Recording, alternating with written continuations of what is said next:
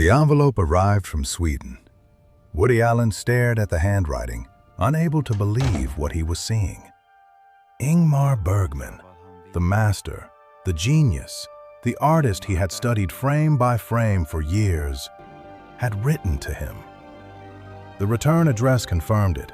Faro, the remote Swedish island where Bergman lived and worked in isolation from the world.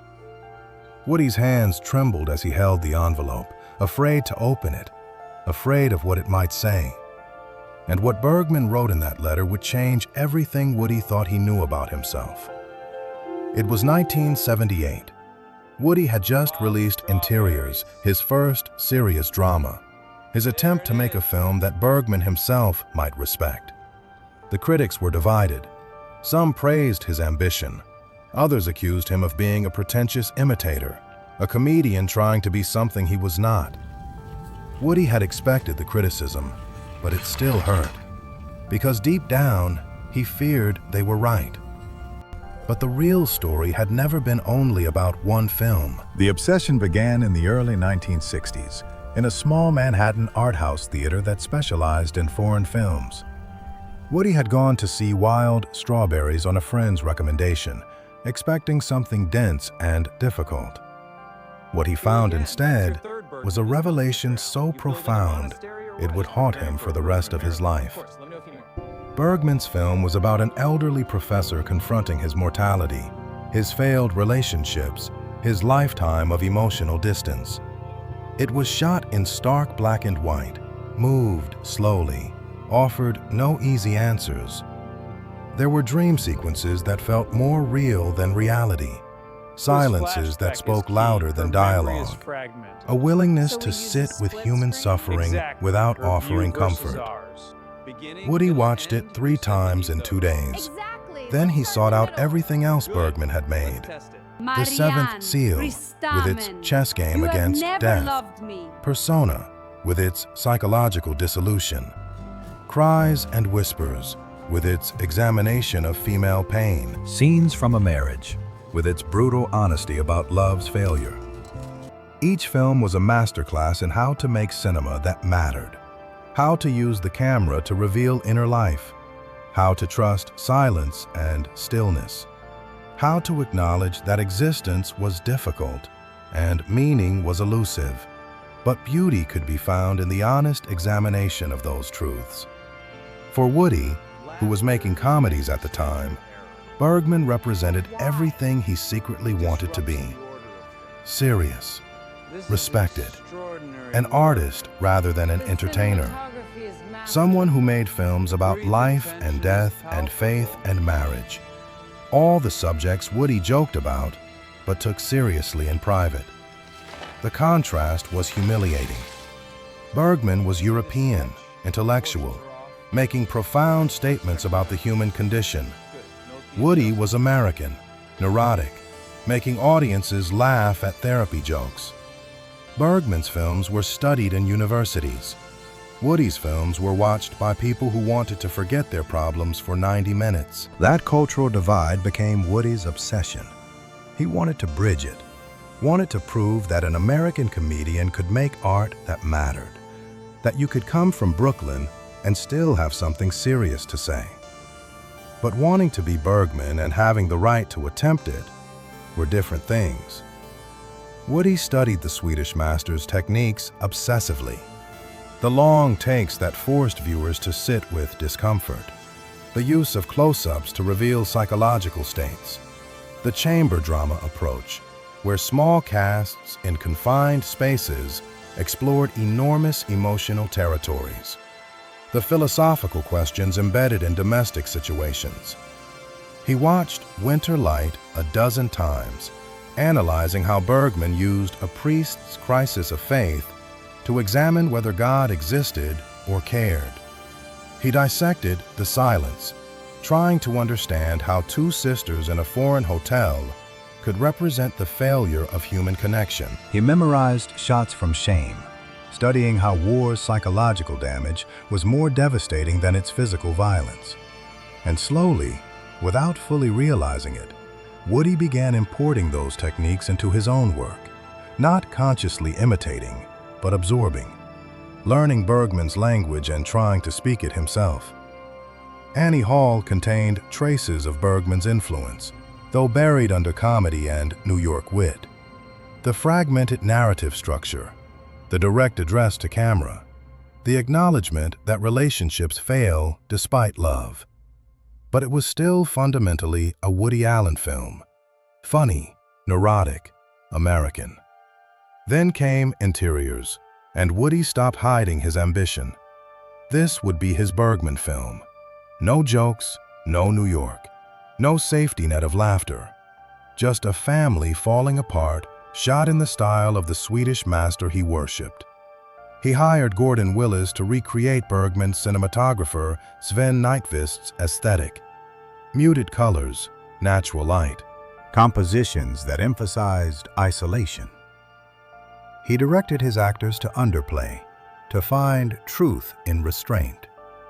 He structured scenes to move slowly, trusting the audience to engage with silence.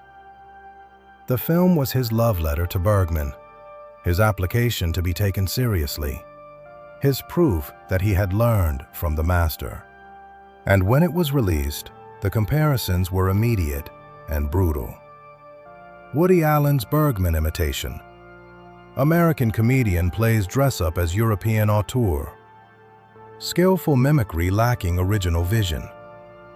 The words cut deep because they articulated Woody's private fear that he was a fraud, that his serious ambitions were delusions, that he should stay in his lane and keep making comedies about neurotic New Yorkers.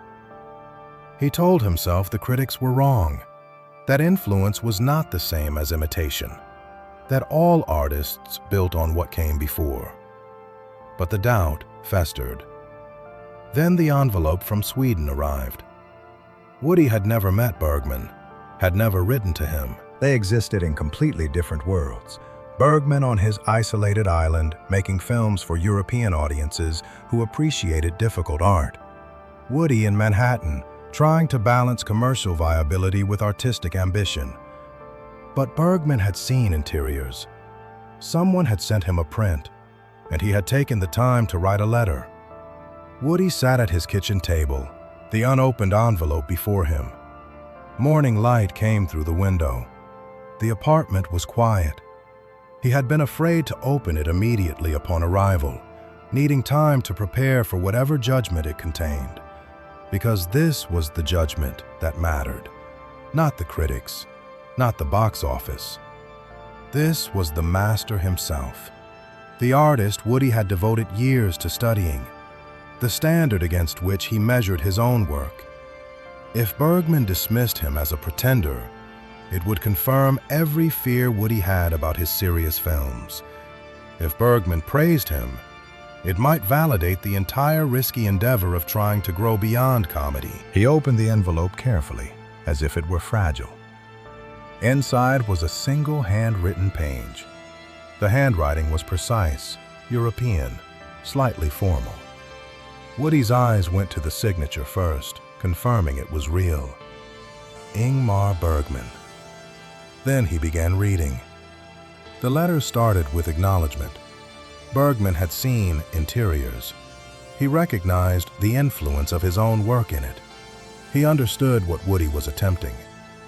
Then came the sentence that would change everything. But you must stop trying to be me. The world already has one Bergman. What it needs is for you to be fully yourself. Woody read it again and again. The words both devastating and liberating simultaneously.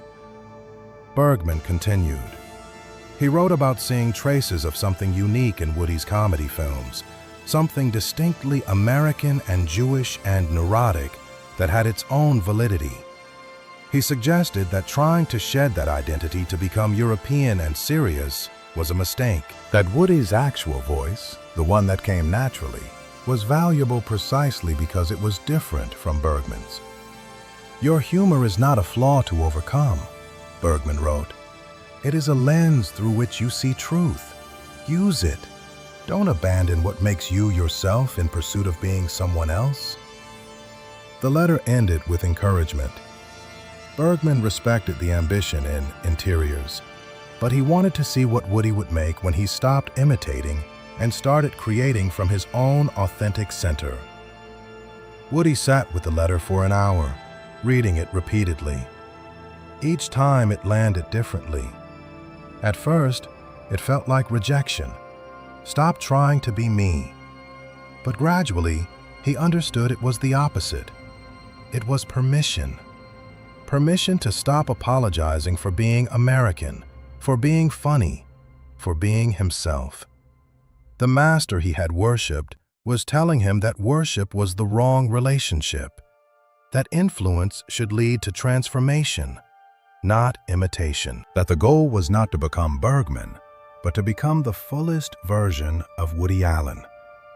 It was the hardest thing to hear, and the thing he most needed to understand. Over the following days, Woody thought about his career trajectory, how he had started making comedies that came naturally, then began feeling ashamed of them, then tried to pivot to serious drama in Bergman-style, how each step had been moving away from himself toward an imagined ideal of what a serious artist should be. Bergman's letter revealed the trap. Real artistic growth was not about becoming someone else. It was about deepening your own voice, exploring your own preoccupations in increasingly sophisticated ways. Woody's next film would be Manhattan, and in it, he would attempt something different. Not comedy or drama, but a fusion. Serious themes explored through the lens of humor and New York Jewish intellectualism that was his natural language. Shot in beautiful black and white. Yes, influenced by Bergman's cinematography. Yes, but unmistakably a Woody Allen film rather than a Bergman imitation. The difference was subtle but crucial. Manhattan used Bergman's techniques in service of Woody's voice, rather than trying to replicate Bergman's voice using his techniques. The film was about relationships and meaning and aging and morality, Bergman's themes, but filtered through Manhattan's cultural landscape and Woody's neurotic sensibility. It worked because it was authentic, because Woody had stopped trying to be European and accepted being American, stopped trying to be solemn and accepted that humor was how he processed serious subjects, stopped trying to escape himself, and started embracing himself. The letter from Bergman had given him permission for that transformation, not because Bergman's opinion determined Woody's worth, but because sometimes you need the person you most admire to tell you that admiration should not lead to self-erasure. Years later, Woody would make Hannah and Her Sisters, Crimes and Misdemeanors, Blue Jasmine, films that explored Bergman's themes of faith, morality, delusion, and despair, but in distinctly Woody Allen ways. Films that proved you could be influenced by greatness without being consumed by it. He never met Bergman in person. They exchanged a few more letters over the years, brief notes of mutual respect. When Bergman died in 2007, Woody felt the loss personally, though they had been strangers who understood each other across distance and cultural difference. But that first letter remained the most important, because it contained the lesson that would define the rest of Woody's artistic life, that your influences should help you become more yourself, not less. That studying the masters is about learning their principles, not copying their execution. That the goal is not to replicate greatness, but to find your own version of it. The trap of influence is real. When you discover an artist who does what you wish you could do, the temptation is to become them, to adopt their style, their themes, their approach, to believe that if you can just execute their techniques perfectly enough, you will achieve their level of artistry. But that is not how art works. Bergman was great because he was authentically Bergman, a Swedish Protestant wrestling with God's silence in a specific cultural and historical moment. Woody could study that, learn from it, be inspired by it, but he could not be it. His greatness, if he achieved it, would come from being authentically Woody, a Jewish New Yorker wrestling with neurosis and relationships in a different cultural moment. The letter made that distinction clear, and in doing so, it freed Woody from the burden of trying to be someone he was not. There was something profound in Bergman's generosity. He could have ignored Woody's work, could have been flattered by the imitation, could have been dismissive of an American comedian's pretensions. Instead, he offered the most valuable gift one artist can give another: honest guidance toward authenticity. Stop trying to be me sounds like rejection, but in context, it was invitation. An invitation to stop hiding behind someone else's voice and risk speaking in your own. To stop seeking validation through imitation and start seeking it through genuine self-expression. Woody kept the letter in his desk drawer for years. Whenever he felt uncertain about a project, whenever he worried he was being too silly or not serious enough, he would reread it. The message remained consistent. Trust yourself. Your voice matters because it is yours, not because it resembles someone else's. That lesson extended beyond filmmaking. It was about identity, about the immigrant's impulse to assimilate, about the American anxiety of cultural inferiority to Europe, about the universal human fear that who we actually are is not enough. Woody had spent years believing that being himself, neurotic, Jewish, funny, American, was a limitation to overcome. Bergman's letter reframed it as a foundation to build on, not something to escape, but something to explore more deeply. The transformation was not immediate. You cannot undo years of self-doubt with one letter, but it planted a seed that would grow into confidence. Confidence that his natural way of seeing the world had value, that combining Bergman's existential questions with Marx Brothers humor was not compromise, but innovation. That being a Jewish comedian from Brooklyn who made films about relationships and mortality was a valid artistic identity. Over the decades, Woody made more than 40 films. Some were comedies, some were dramas. Most were somewhere in between. Critics would continue to point out Bergman's influence, and Woody would never deny it. But the films were undeniably his own. A unique voice that had absorbed many influences but remained distinct. And all of it traced back to that envelope from Sweden, to a master taking time to tell a student that mastery is not about duplication, but about finding your authentic voice and having the courage to speak in it. The letter was 2 pages long, but its message was simple. Be yourself. In a culture that constantly tells artists to be more like whoever is currently successful, to chase trends, to sand off rough edges that make them distinctive, that message was revolutionary. Woody Allen became a great filmmaker not when he successfully imitated Ingmar Bergman, but when he stopped trying to. When he accepted that his greatness would look different, funnier, more neurotic, more Jewish, more New York, and that different was not less than. It was just different. The envelope from Sweden contained a gift, not praise, though there was some of that, not validation, though it provided that too. The real gift was permission to stop seeking approval by being someone else and start earning respect by being himself. Sometimes the person you most admire has to tell you to stop admiring them so much, to stop trying to become them and start becoming the fullest version of yourself. That is what Bergman did for Woody, and what Woody's films in turn would do for countless other artists who studied them, learned from them, but ultimately had to find their own voices. The letter arrived in 1978. By the time Woody died decades later, he had created a body of work that was unmistakably his own. Films that bore traces of Bergman's influence, but could never be confused with Bergman's films. Films that proved you could honor your influences while transcending them. And it all started with a handwritten letter from a Swedish island. A master telling his student the hardest and most important lesson. Stop trying to be me. The world needs you to be you. Woody never stopped loving Bergman's films, never stopped learning from them, but he stopped trying to make them.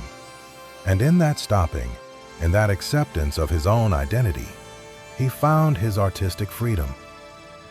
The envelope from Sweden, the trembling hands, the devastating, liberating words, the permission to be himself. That was the moment everything changed.